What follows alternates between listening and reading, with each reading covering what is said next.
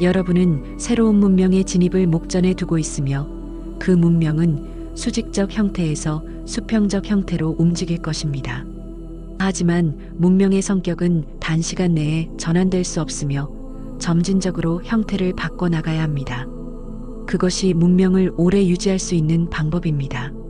수직적 문명은 수평적 문명에 비해 빠르게 발전되는 듯 보이지만 빠르게 사라집니다.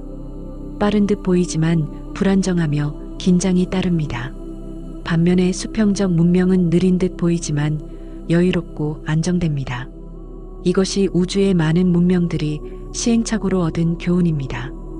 그동안 여러분들은 남들보다 부지런히 움직여야 했고 우위를 확보해야 했으며 노력과 경쟁을 통해 무엇인가를 얻는 것은 당연한 것이라고 교육받았습니다. 이러한 교육에 여러분들이 호응되고 몰입될 수 있었던 가장 큰 이유는 한정된 결핍에 대한 관념 때문이었습니다. 모든 체험이 각자의 막으로부터 시작된다고 말했습니다. 그러므로 여러분들은 태어나는 순간부터 부모의 체험막에 영향을 받습니다.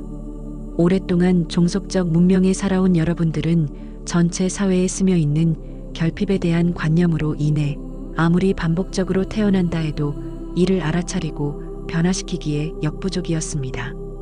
이러한 고정관념들이 만들어져 교육되고 실행된 것은 여러분들의 잘못이 아닙니다.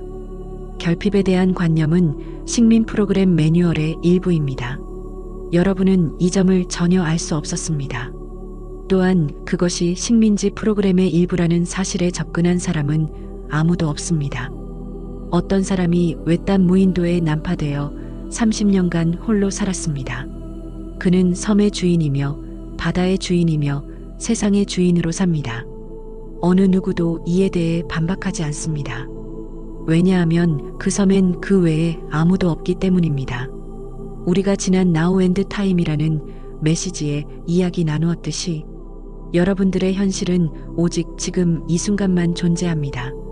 그러므로 각자 체험하는 곳만 존재하며 존재해야 합니다. 그는 섬과 바다로부터 모든 풍요를 얻고 있다는 것을 깨닫기 시작합니다. 그 풍요는 어떤 조건이나 대가에 상응되어 받는 것이 아니었으며 아무런 조건 없이 무상으로 제공되고 있었던 것입니다. 어느 날 그가 구조되어 다시 도시로 돌아오게 되었을 때 상황은 달라지기 시작했습니다.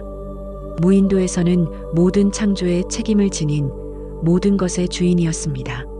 하지만 도시에서는 수많은 사람들에게 도움을 받아야 하며 가진 것들을 양보해야 합니다. 왜냐하면 다른 이들도 세상의 주인이기 때문입니다.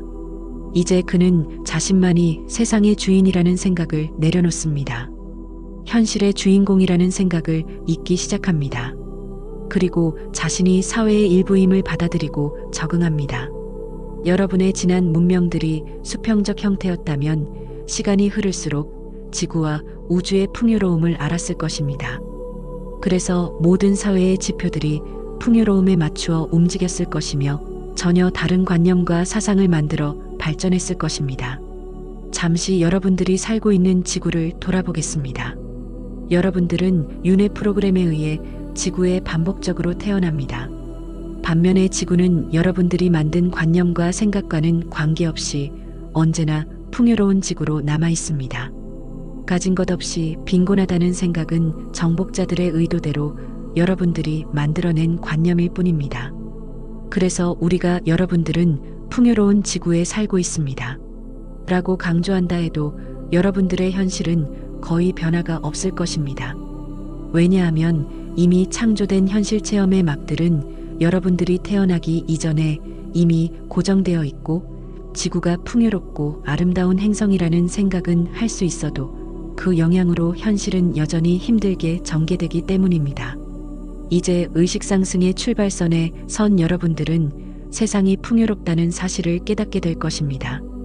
여러분의 태양계와 은하계가 매우 크고 광대하며 무한정 풍요로움의 축복 속에 살고 있다는 것을 알게 될 것입니다. 그러므로 더 이상 경쟁이나 투쟁 없이 질서와 조화로움 속에서 공존 가능하다는 사실을 깨닫게 됩니다. 외계의 식민지 정복자들은 대부분 경쟁의 모습입니다. 그들은 다른 행성들을 침략하여 식민지로 삼고 더 많은 식민지를 차지하기 위해 탐욕을 멈추지 않습니다. 그들의 발전 속도는 과히 상상을 초월할 정도로 빠르게 성장합니다. 하지만 그들은 자신들의 종족들마저 경쟁의 상대로 놓으며 내부적 붕괴로 인해 빠르게 사라집니다. 문명이 정신적 문명으로 발전하여 진입될수록 수직적 관계는 사라지고 수평적 관계들이 늘어나는 것을 알 수 있습니다. 반대로 문명이 사라질 때는 수평적 관계보다는 수직적 관계가 증가되고 경쟁이 가속화됩니다. 자손들이 하루아침에 사라지는 것을 바라는 부모는 없을 것입니다. 원시 생명체들 위에 군림하고 마음대로 그들을 부리며 자신들이 원하는 것들을 취하기는 쉬울 것입니다. 하지만 지금 당장 이득이 된다고 하여 황금 오리의 배를 가를 수는 없는 일입니다. 우리는 지난 메시지에서 데이터가 큰 상위 트랙이라 할지라도 창조를 위해 작은 데이터 트랙의 협조와 허락을 받아야 한다고 했습니다. 이것이 트랙들이 의식의 시스템을 유지하는 비결입니다.